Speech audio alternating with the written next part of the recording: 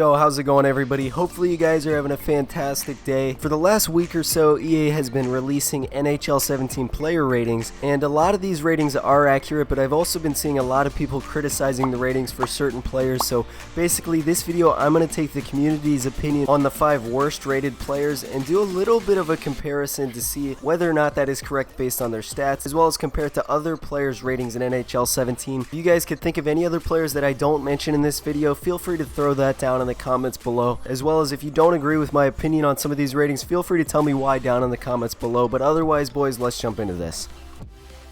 58 points, 80 games, 94 overall. What the fuck is going on here?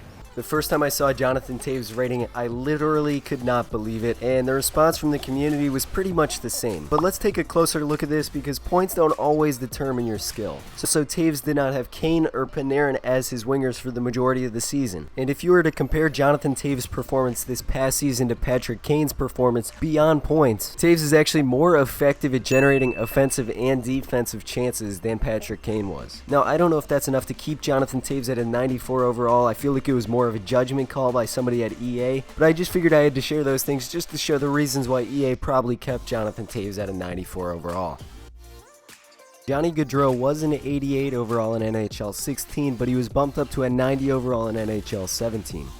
I don't know about that. There was a decent amount of people saying Johnny Hockey was overrated. Statistically, I couldn't really understand why so many people thought Johnny Gaudreau didn't deserve to be a 90, because essentially he was a point per game player. If you compare him to Joe Thornton, who is also a 90, Jumbo Joe and Johnny Hockey produced about the same kind of offense, at least points wise, so I don't think Gaudreau's rating is as bad as people say it is.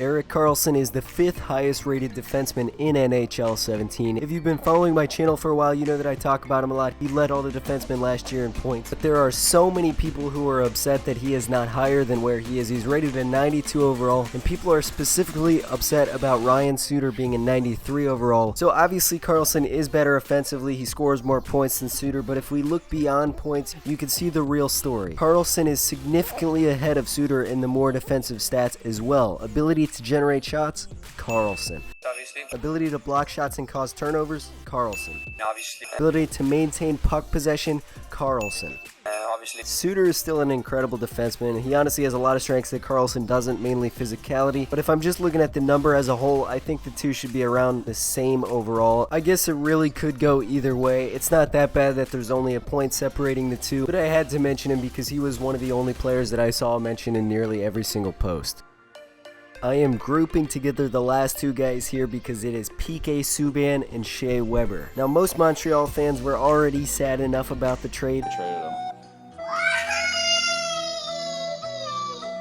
But to see that PK Subban is 91 overall compared to Shea Weber's 94 overall is just a punch in the gut for Montreal fans, and for the most part the community thinks so as well. Now, we do know that Subban scores more points than Shea Weber, but I'm going to have to speculate on a little bit why EA gave Shea Weber the better end of that deal. I imagine it has something to do with the fact that Shea Weber has a lot more experience in the league than PK Subban, and he tends to make a little bit smarter decisions. It's something that PK Subban will obviously gain with age, but I'm really not sure on these two since they both adopt different styles of play. I think it's definitely possible that both ratings could change a little bit, whether that be Shea Weber drop a point, whether that be PK Subban go up a point. But in my opinion, I do think Shea Weber deserves a little bit higher rating than PK Subban, primarily because of that experience.